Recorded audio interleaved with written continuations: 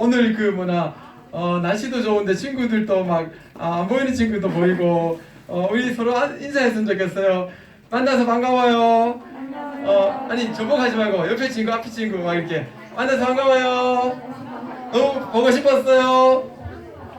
넌 최고예요. 넌 짱이에요. 된장 아니에요. 이렇게. 네. 참. 뒤에 문을 닫아주세요. 목사님이 여러분 온 줄 알고 퀴즈를 준비했어요. 이거 초등학교 시험 문제 나오는 옛날에, 지금은 아닌 것 같아. 옆집 아주머니께서 사과를 주셨습니다. 뭐라고 인사해야 될까요? 뭐 이런 걸 다. 엄마 아빠를 사행시로 지으시오. 엄마는 mother. 아빠는 father. 부모님은 왜 우리를 사랑하실까요? 그러게 말입니다. 불행한 일이 거듭 겹침이란 뜻의 사자성어는 설사가 또 만류 인류의 법칙을 발견한 사람은 어떻게 되었습니까? 죽었다. 그래 선생님이 너 따라와. 샌드위치를 만들 때 식빵 한 면에 버터를 만드는 이유는 뭘까요? 두 면에 바르면 너무 느끼해서. 도형이 사각형이 아닌 이유를 써보세요. 이게 뭐냐면은 종이가 있는데 종이 이 세 면은 이렇게 바른데 이 끝에가 이렇게 됐어요. 그래서 왜 바르지 않냐고 하니까 이 친구가 뭐라 썼냐? 원래는 사각형인데 찢어져서 그래. 그 다음에 산에서 밥을 지어 먹으면 안 되는 까닭은 뭘까요? 하니까 이 친구가 뭐라 썼을까요? 거지로 오해받을까. 웃기죠, 그죠? 하여튼 우리 초등학교 친구들이 참 재밌는 친구들이 많아요. 봤어요? 유튜브에 있어요. 진짜. 그래, 알았어요. 여러분 있잖아요. 여러분 또 지금 우리 친구들은 4, 5, 6학년, 특별히 5학년, 특별히 6학년들은 이제 사춘기를 경험할 거예요. 그래서 몸에 막 이렇게 이상한 변화가 일어나거나 얼굴에 막 수염도 난 친구도 있어. 그럴 때 여러분이 오해하면 안 돼요. 내 몸이 왜 이럴까? 원숭이처럼 되는 거 아닐까? 이래 생각하면 안 돼요. 왜냐하면 여러분들의 몸이 성장하는 거예요. 나중에 어른이 되도록. 그래서 여러분 부끄럽게 생각하지 말고 이상하게 생각하지 마요. 알겠죠? 그냥 내가 성장하고 있는 거구나. 이렇게 생각하면 되는 거예요. 알겠죠? 그래요. 아멘도 안 해요. 자, 여러분 지난주에 여러분 만왕의 왕, 그러니까 온 세상 우주 만물을 다 다스리는 왕이 있다 그랬어. 그분이 누구예요? 예수님. 예수님이죠. 그래서 그분을 무슨 왕이라 그러죠? 만왕의 왕이라 그래요. 그죠? 한 나라만 다스리는 왕은 그냥 왕인데 예수님은 온 세상을 다 다스리기 때문에 만왕의 왕, 진짜 왕이에요. 근데 그 예수님이 어디서 태어나셨어요? 그래요. 말구유에 태어났어요. 마곡간에서 태어났어요. 왜 그렇게 했어요? 왜 이렇게 태어나셨어요? 왕이면은 멋있게 태어나야지, 왕궁에서 태어나야지. 뭐라고요? 그래요. 우리를 구원하기 위해서 가장 낮은 곳에서 태어나신 거예요. 그래서 세례도 받으시고, 세례를 받을 필요가 없는데 예수님은 세례 요한에게 세례를 받았어. 왜? 죄인만 받는 세례인데도 불구하고 죄인처럼 되기 위해서 세례를 받았어. 그리고는 성령이 임하셔서 이제 공적인 사역을 시작하기 시작했어. 이 공적인 상에 목사님 읽어줄게요. 예수님의 공생애라 그러는데 예수님이 우리처럼 자라나서 30세까지 자랐지만 그때까지는 공적으로 일을 안 하셨어요. 그냥 집에서 부모님과 함께 지내고 형제들과 지내고 그러다가 30세가 됐을 때 33세까지 3년 동안 공생애를 살아요. 뭘 살았다고요? 공생애가 뭘까? 공생애란 말은 개인적인 자기를 위해서 개인적으로 사는 게 아니라 죄에 빠진 우리를 구원하려고 공적인 사역을 했다는 뜻이에요. 이게 공생애예요. 알겠죠? 그러니까 죄에 빠진 우리를 구원하려고 하나님이 보내주신 그 사역을 감당하기 위해서 공적인 사역을 한 시간이 공생애라고 그래요. 그래서 어떻게 됐을까? 공생애를 이제 시작했죠. 근데 광야에서 40일 동안 공생애 하기 전에 뭐 하셨냐면 금식이에요. 금식을 여러분 해봤어요? 한 끼라도 안 먹어봤어요? 아, 그렇구나. 2끼 손들어. 3끼 안 먹어봤다. 4끼? 이틀 이상하게 안 먹었어요? 목사님은 3일을 안 먹어봤어요. 배고파 드실 줄 알았어요. 근데 예수님은 40일을 안 먹었어. 그러니까 얼마나 대단해요. 그런데 예수님이 이렇게 금식을 하고 이제 사역을 하려고 하는데 시험하는 사람이 존재가 있었어. 누구야? 그래요. 사탄이에요. 사탄. 마귀라고도 하지만 사탄. 이 사탄은 연탄의 사손 아니에요? 사탄이에요. 이 사탄은 천사였지만 하나님의 저주를 받아서 이제 사탄이 됐어요. 하나님처럼 되고 싶어가지고 그래서 하나님이 저주해서 사탄이 됐죠. 근데 그 사탄이 줄이신 40일 동안 줄이신 예수님을 시험해요. 당신이 하나님의 아들이라면 이 돌들을 떡으로 만들어 봐라. 여러분 봐요. 40일 굶었으니까 얼마나 배고파요. 예수님도 능력이 전능하신 하나님이니까 하나님 아들이니까 딱 만들어 버릴 수 있잖아요. 근데 그렇게 하지 않으셨어요. 사람이 성경에 떡으로만 살 것이 아니요 하나님의 입으로 나오는 모든 말씀으로 살 것이라 하셨다. 아니 이럴 수가. 사탄이 졌어요. 사탄이 또 성전 꼭대기에 데리고 갔어요. 여기서 뛰어내려봐라. 그러면 성경에 말했지 않느냐. 하나님이 천사를 보내서 너를 안 다치게 할 거라고. 성경에 하나님을 시험하지 말고 오직 그만 경배하고 섬기라고 하셨다. 오메. 사탄이 또 졌어요. 마지막 또 시험을 해요. 제 꼭대기에 데려가서 나라의 모든 부귀영화를 다 보여줬어요. 나에게 절을 한 번만 하면 내가 이 모든 것을 다 주겠다. 사탄아! 사탄이 아니지. 사탄아 물러가라! 그리고는 사탄을 물리치셨어요. 여러분 예수님은 이 시험을 다 이기시고 이제 사탄이 떠나니까 천사가 와서 수종 들기 시작했어요. 배고파. 빨리 좀 먹을 거 없나? 빨리 가져. 이렇게 하진 않으셨지만 어쨌든 수종 들었어요. 근데 문제는 이제 본격적으로 이 시험이 끝난 다음에 사역을 시작했어요. 근데 예수님이 사역했던 곳이 어디였을까요? 이게 중요해요. 이스라엘 땅은 크게 그 당시 2000년 전 당시 유대, 사마리아, 갈릴리로 나눠졌어요. 유대는 예루살렘이 있어요. 예루살렘이 뭐가 있죠? 성전이 있어요. 하나님께 예배드리는. 거기 예루살렘이 있어. 유대 땅에 예루살렘이 있어. 그러면 예수님은 태어나기는 여기서 태어났어요. 그러나 베들레헴에서 태어났죠. 그러나 자랄 시기는 여기 나사렛에서 자랐어요. 그렇다면 예수님은 이제 30세 됐을 때에 죄에 빠진 우리를 구원하려고 공적인 사역을 시작했는데 3년 동안에 그 시작을 어디서 했을까? 여기 어디? 갈릴리? 사마리아? 유대? 갈릴리? 여기서 했어요. 갈릴리에서. 여러분 왜 여기 중심지 예루살렘은 유대는 서울과 같아요. 그러니까 서울은 정치, 경제, 종교가 가장 중심지예요. 그렇다면 여기서 해야 되는데 예수님은 거기서 안 했어요. 어디서 했을까? 갈릴리에서 했어요. 더 구체적으로 가버나움에서 시작했어요. 이유가 뭘까요?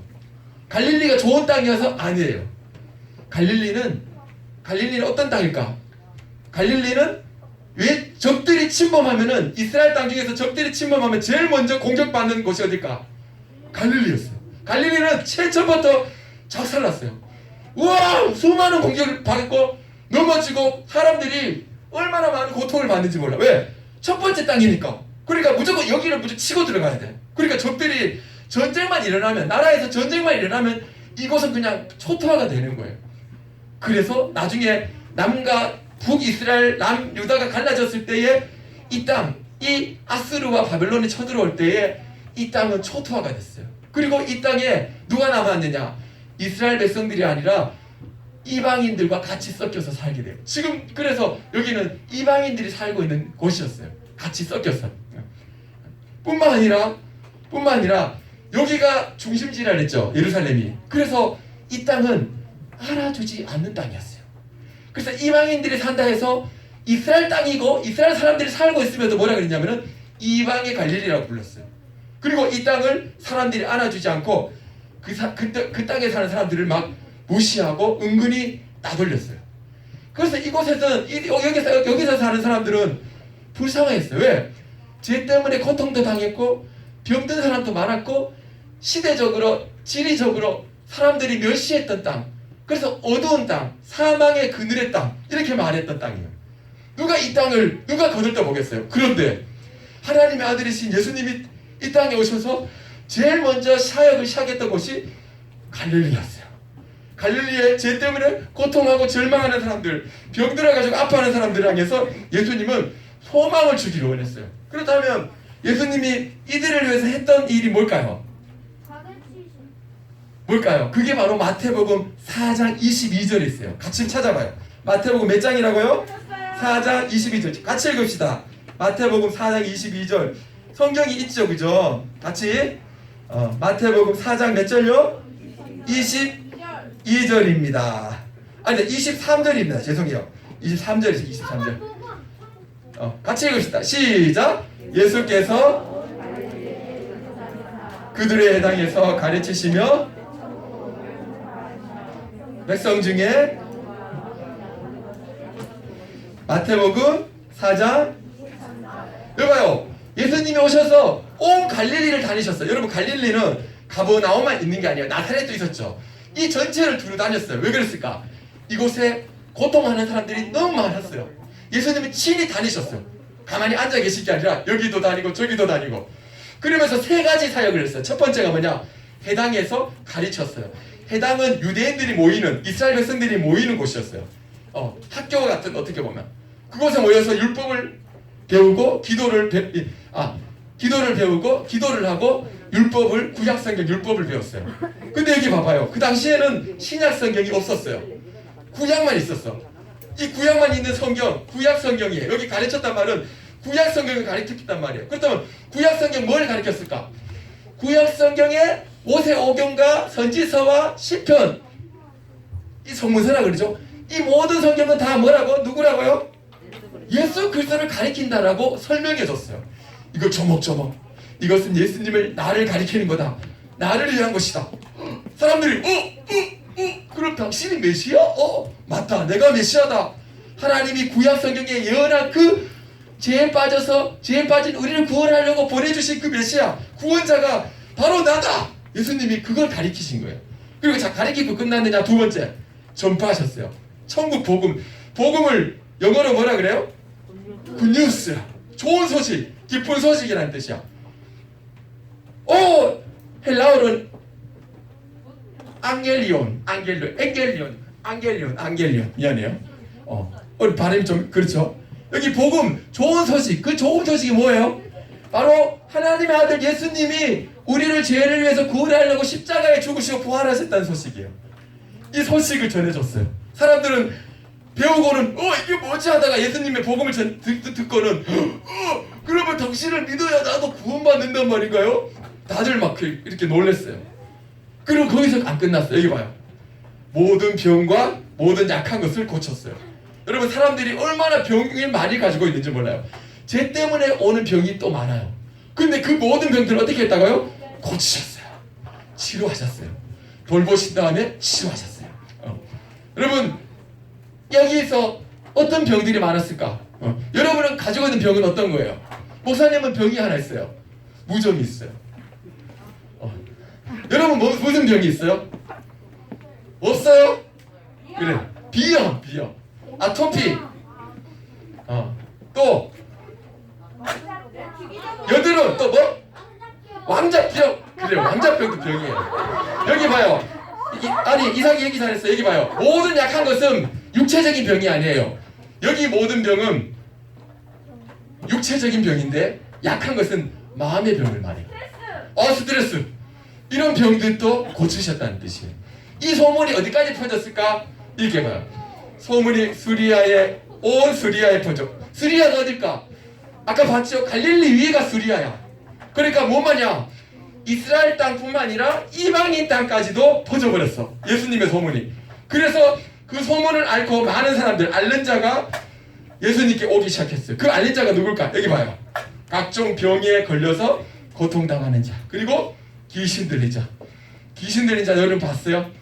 목사님 봤어요. 목사님 대구에 있으실 때 진짜 봤어. 무서워요. 힘이 막 장사야. 책에서도 봤죠. 귀신 들려서 그래요. 그리고 뭐요? 간질을 하는 자. 이거는 뇌 이제 중추신경이 이상이 생기면은 이제 간질을 하게 돼요. 그래서 이제 이상이 생기니까 이렇게 막 자빠지기도 하고 막 그렇게 되는 거예요. 그리고 여기 봐, 중풍병자. 이건 마비예요. 몸에 마비가 와요. 그러면 이제 이것도 병이죠. 이런 병 때문에 사람들이 몰려왔을 때 예수님은 자기에게 찾아온 사람들을 고쳐주셨어요. 여러분은 어떤 사람이 되고 싶어요? 자, 같이 읽어봅시다. 시작. 하나님은 왜 그래요? 예수님이 여러분을 부르실 때 그렇게 불렀어요. 목사님 저요 요즘 사춘기여서요 요즘 뭐 그렇게 부르심도 모르고 저는 목적도 없이 살고 있어요. 아니에요.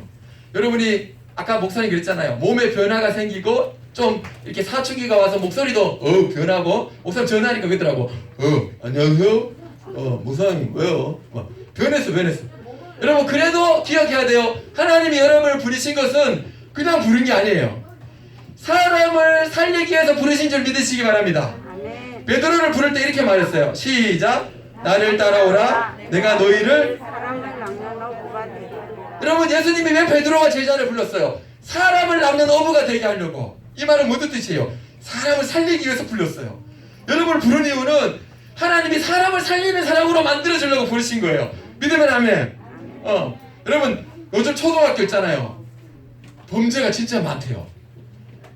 엄마 키를 갖고 오락 게임에서 이 자동차 게임 알잖아요. 이거 타는 걸 워낙 애가 너무 좋아하다 보니까 엄마 키 빼가지고 그거 몰고 나가가지고 중학교 친구 2명이 한 명이 엄마 키를 빼가지고 몰고 고속도로는 아닌데 그 인천에서 대전까지 갔다 그러더라고.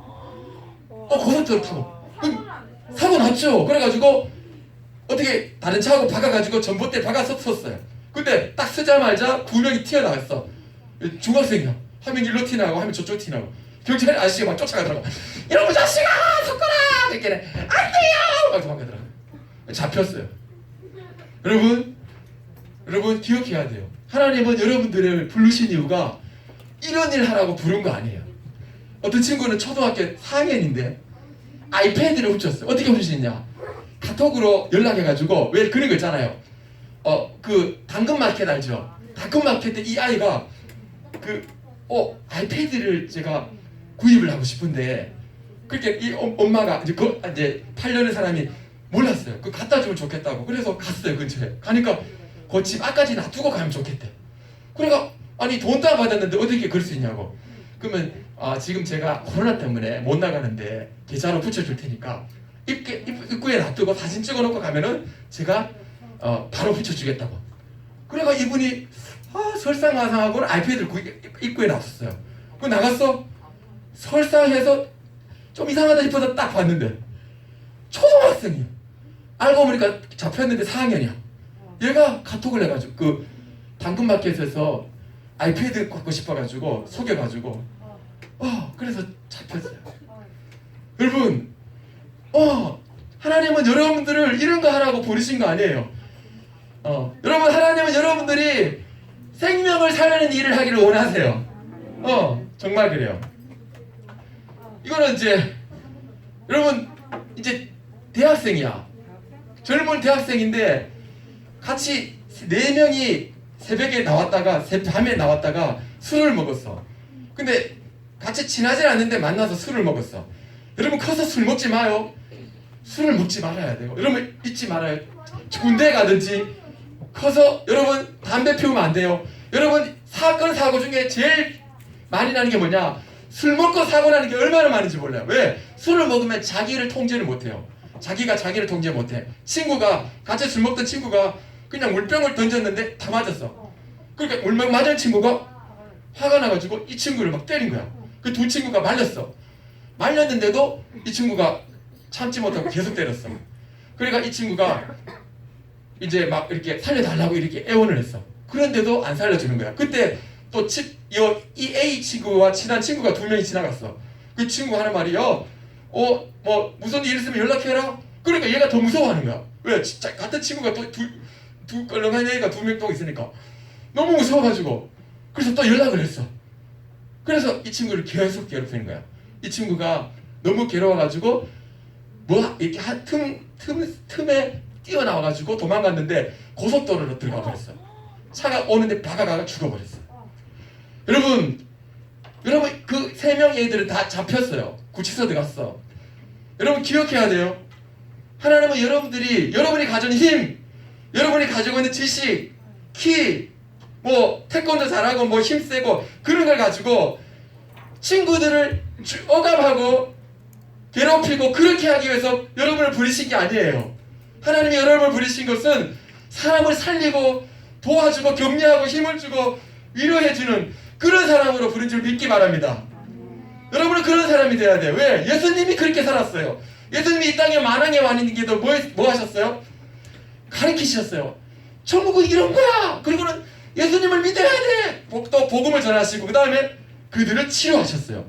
영혼을 치료하시고 몸도 치료해 주셨어요. 하나님은 그들을 살리기를 원하셨어요. 우리 한번 영상을 한번 보죠. 이 영상은 이제 저번에 우리 6학년 친구들은 보았는지 모르겠어요. 베이비박스 목사님 이야기인데 한번 보기 바랍니다.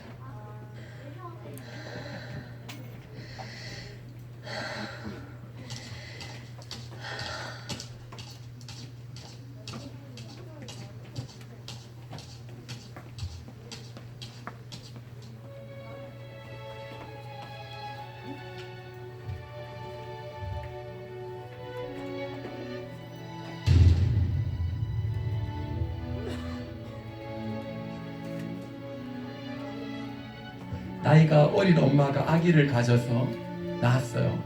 아빠는 지금 없고 그래서 키우기 힘드니까 이 베이비 박스라는 곳에 아이를 남겨두고 간 거예요.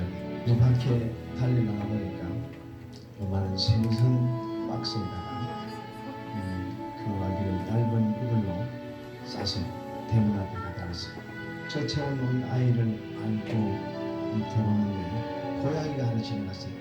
박스가 생선 박스란 말이 냄새가 많이 났었어요. 이 아이들이 채찍 정리하는 생명력만이구나. 이 아이들을 안전하게 보호할 수 있는 그런 장소를 만들어야 되겠다.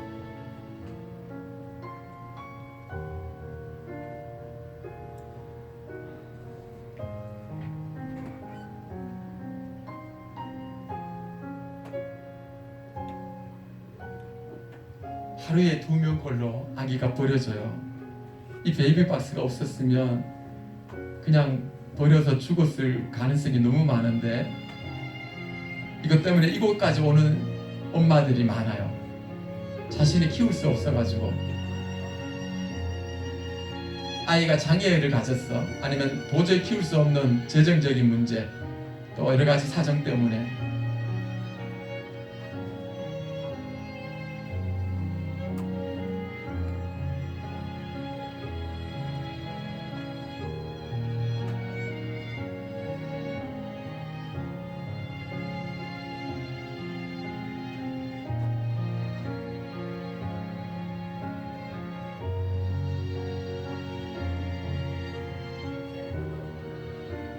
생명보다 중요한 게 있어요.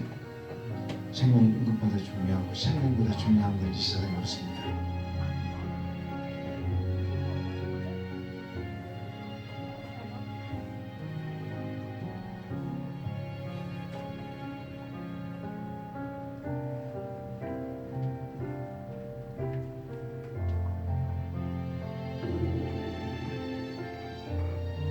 어제는 목사님 이 아이하고 죽으려고 나타났습니다.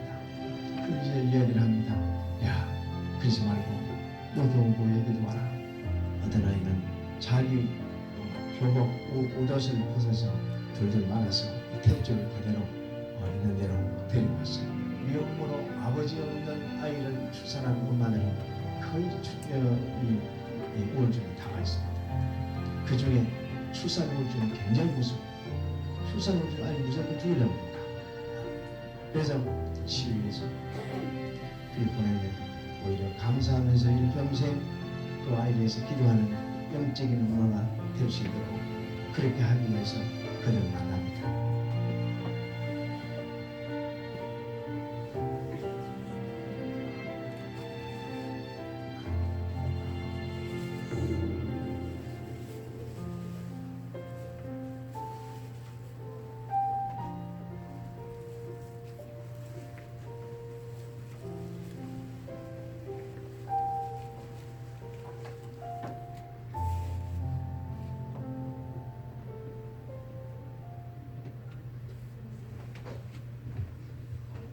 이종락 목사님이 이 일을 하고 계세요.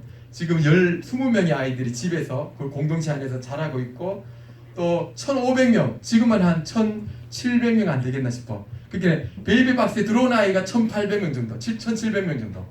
엄청 많죠? 2010년도부터 해봐. 엄청 많이 들어왔죠?